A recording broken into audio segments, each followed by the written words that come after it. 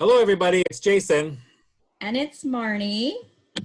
And again, it's Thursday. We have our special guest. Well, she's not a guest anymore. She's almost a regular, isn't she? She's our regular special guest, our regular Thursday guest, and we're so honored to have you join us again. Thank you, Elder Kathy, for coming and being on our little segment. Yeah. Well, thanks for inviting me to be here with you. I always enjoy it, and it's good to be with people. It is, isn't it? It really is. And in saying that, like that whole social connection piece is part of the theme of Mental Health Awareness Week. Their hashtag being get real with how we're feeling, and talking about like that social connection being a really imperative part of our mental wellness. And so that, it's really fitting to be together, I guess, and connecting and talking about maybe getting real with how we feel. Yeah. Yeah. Is there a cultural thing about that, about talking about feelings and stuff? Well, I think that in our culture we have a lot of opportunities where we talk about our feelings and we let people know when we need help. I know that you know the protocol of when we give tobacco. So that's kind of like the formal way that we go about asking for help. And we have a built-in system of people who help us. And one of the people who give us a lot of help are our aunties. Our aunties are like our second moms. So you have a mom, but you also have an auntie. An auntie is a little bit more forgiving. Like it would never be her job to punish you. And she can listen where maybe your mom is so busy with things she's doing day to day that she doesn't have time to listen. So that's a special job of an auntie. And that's one of the things that we do culturally to make help available for people. I think having somebody that you can talk to is always important. And sometimes you have to try uh, different people. Sometimes people can listen and help you, and sometimes people don't really have that quality. So it's okay to try this person. If they don't listen, maybe try another person, and maybe they have a little more time to listen, and maybe try a third person because they may have other different things to say. We also have a strong component in our culture of having grandparents who live with us. I grew up with grandparents too. One grandmother who lived with us and another who lived about a mile away. So they're also good at giving advice and listening and giving support.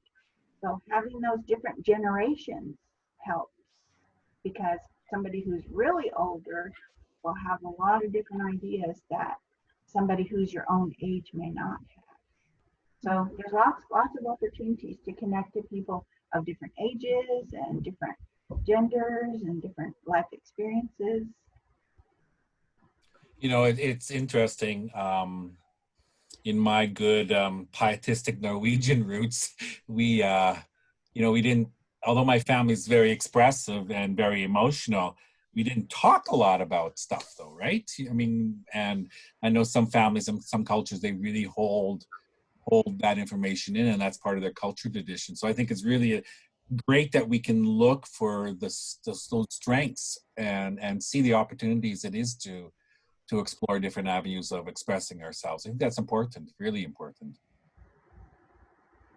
Yeah, I think right now the challenge is really that we're not often able to be really together, right? I guess with the people we live with, we're together, but we maybe don't necessarily have the opportunities to reach out to extended family necessarily, or other people that we encounter normally in our day to day. There's a challenge with being socially and physically distant from one another. So it's like that connection, I think, is so important in being able to reach out when we are struggling or need support. But it's now, I guess, really trying to figure out how do we make those genuine connections with people when we are apart.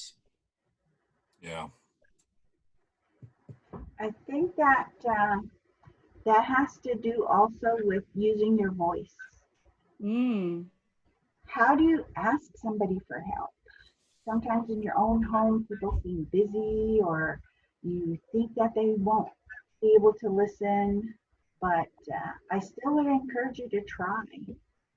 And the way you would do that is in using your voices to bring whatever those feelings are, bring them up. Whether you think they're good or bad or useless or worth something, bring them up. You'd be surprised how many people probably have the same feelings. Mm.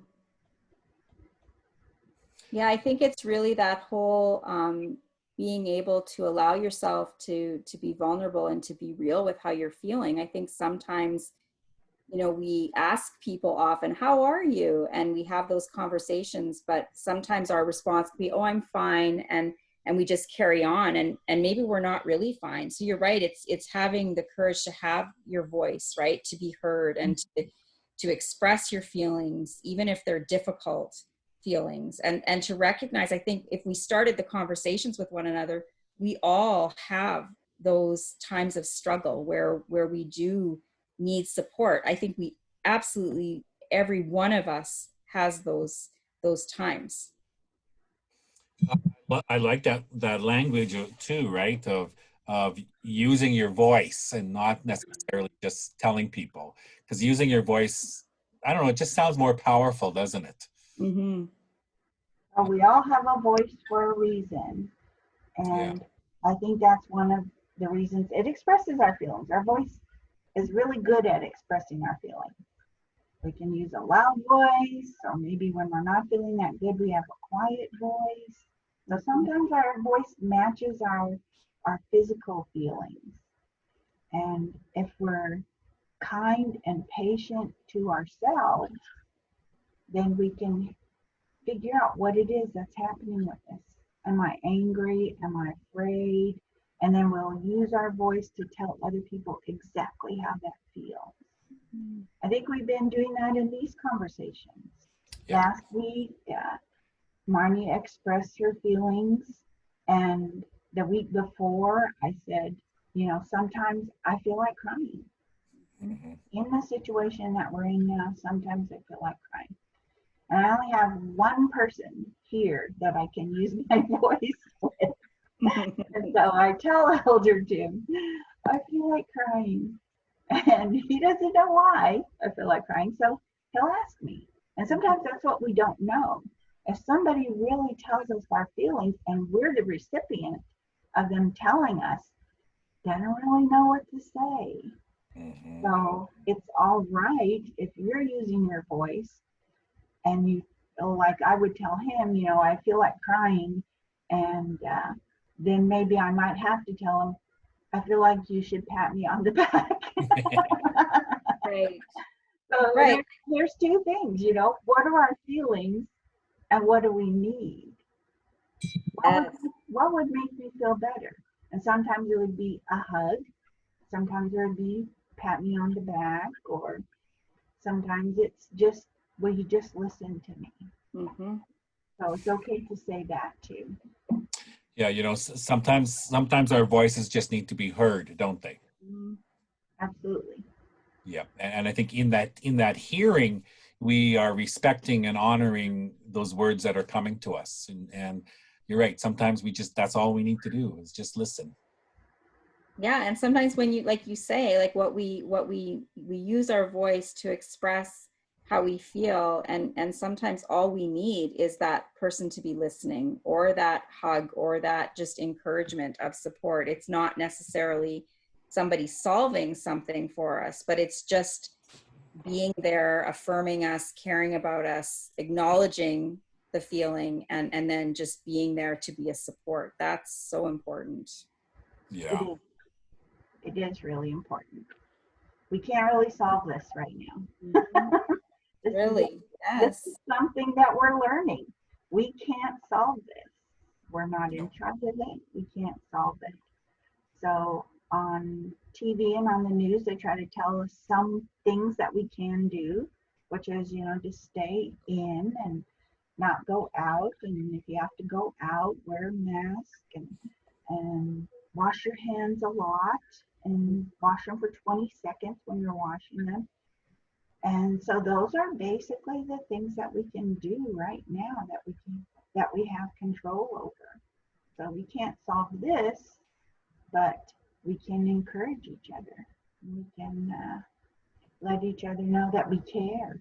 And even just to say that, I care about how you feel is a good way. I have a friend on Facebook and she has been writing poems every day.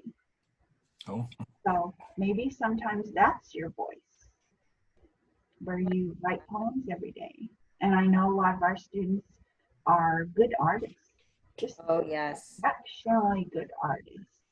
So maybe what you draw is your voice. yeah, that's another great point. We Mm-hmm. Voice doesn't have to necessarily be the words that we speak, right?